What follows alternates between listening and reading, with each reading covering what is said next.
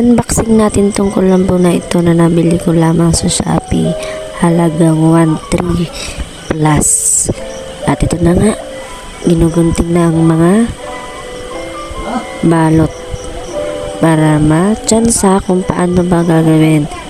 Yan. Pinili-pili na namin kung paano yung dapat gawin. Ayan yung mga tela niya. Kortina sa kulambo. Panoorin niyo po. Talaga namang matitibay yung bakal niya. Ayan na. Nakabit na po. Yan. Napakaganda. Kaya lang naman ako napabili nito dahil nga yung anak ko nakakagat ng maliliit na langgam. Alam niyo yung super liit na langgam. Yan yung pulang langgam na maliliit. Yan o, ang ganda.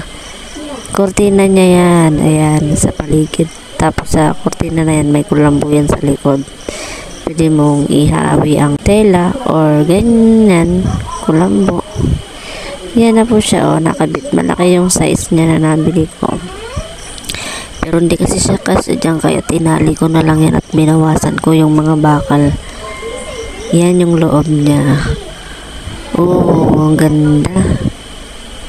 Wala nang mahuhulog na mga langgam na maliliit galing sa bubong.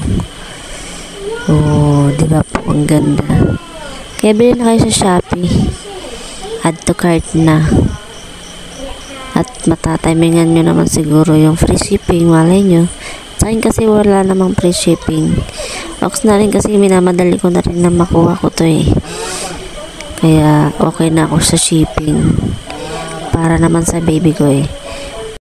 Ito nga pala yung shop ng Shopee. Malay nyo maisipan yung mamili, diba? Thanks for watching.